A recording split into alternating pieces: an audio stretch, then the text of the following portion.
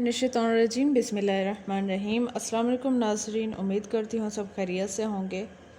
एक दिन एक हुक्मरान महल में बैठा हुआ था जब उसने महल के बाहर एक सेब फरोश को आवाज़ लगाते हुए सुना। हाकिम ने बाहर देखा कि एक देहाती आदमी अपने गधे पर सेब लादे बाजार जा रहा है।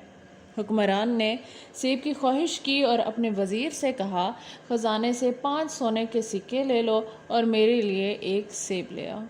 वज़ीर ने ख़जाने से 5 सोने के सिक्के निकाले और अपने मावन से कहा, ये 4 सोने के सिक्के लें और एक सेब लाएं। मावन वज़ीर ने महल के मुंतज़िम को बुलाया और कहा, सोने के ये 3 सिक्के लें और एक सेब लाएं। महल के मुंतज़िम ने महल के चौकीदार मुंतज़िम को बुलाया और कहा, ये 2 सोने के सिक्के लें और एक सेब लाएं। चौकीदार के मुंतज़िम ने गेट सिपाही को बुलाया और कहा, ये 1 सोने का सिक्का ले लो और एक सेब लाओ। सिपाही सेब वाले के पीछे गया और उसे गिरेबान से पकड़कर कहा, देहाती इंसान, तुम इतना शोर क्यों मचा रहे हो? तुम्हें नहीं पता कि यह मुमलिकत के बादशाह का महल है और तुमने दिल दहला देने वाली आवाज़ों से बादशाह की नींद में खलल डाला है। अब मुझे हुक्म हुआ है कि तुझको कैद कर दूं। सेब फरोश महल के सिपाहियों के कदमों में गिर गया और कहा, मैंने गलती की है जनाब, इस गधे का बोझ मेरी मेहनत के 1 साल का नतीजा है। ये ले लो, लेकिन मुझे कैद करने से माफ़ रखो।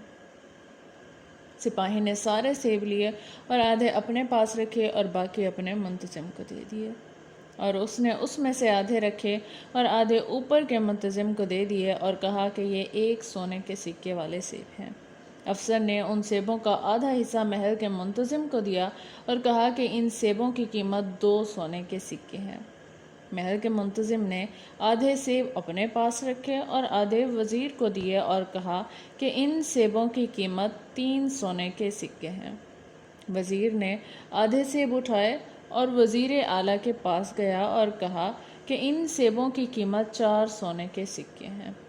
वज़ीर ने आधे सेब अपने लिए रखे और इस तरह सिर्फ 5 सेब लेकर हुक्मरान के पास गया और कहा कि ये 5 सेब हैं जिनकी मालियत 5 सोने के सिक्के हैं।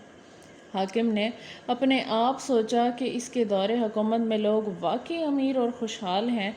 किसान ने 5 सेब 5 सोने के सिक्कों के इवज़ फ़रोख्त किए। हर सोने के सिक्के के लिए 1 सेब। मेरे मुल्क के लोग 1 सोने के सिक्के के इवज़ 1 सेब ख़रीदते हैं, यानी वो बहुत अमीर हैं।